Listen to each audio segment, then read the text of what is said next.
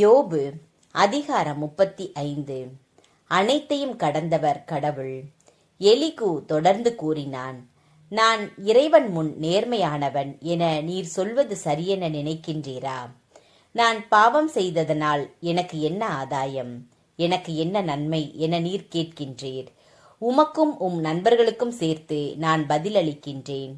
வானங்களை பாரும், கவனியும். இதோ உம்மை விட உயரே இருக்கும் முகில்கள். நீர் பாவம் செய்தால் அவருக்கெதிராய் என்ன சாதிக்கின்றீர்? நீர் மிகுதியான குற்றங்களை செய்வதனால் அவருக்கு என்ன செய்து விடுகின்றீர்? நீர் நேர்மையாயிருப்பதால் அவருக்கு நீர் அளிப்பதென்ன? அல்லது உம் கையிலிருந்து அவர் பெறுவதென்ன? உம் கொடுமை உம்மை போன்ற மனிதரை துன்புறுத்துகின்றது. உம் நேர்மையும் மானிடர்க்கே நன்மை பயக்கின்றது. கொடுமைகள் குவிய அவர்கள் கூக்குரலிடுவர். வலியவர் கைவன்மையால் கத்திக் கதறுவர். ஆனால் இவ்வாறு எவரும் சொல்வதில்லை.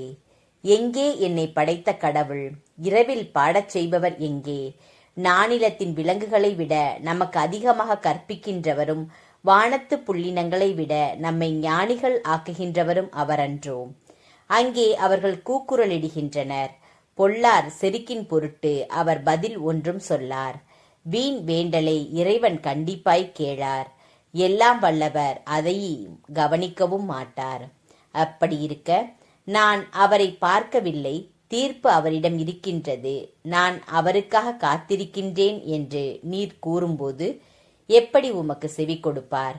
இப்பொழுதோ கடவுளின் சினம் தண்டிப்பதில்லை, மனிதனின் மடமையை அவ்வளவாய் அவர் நோக்குவதில்லை என எண்ணி யோபு வெற்றுரை விளிம்புகின்றார்.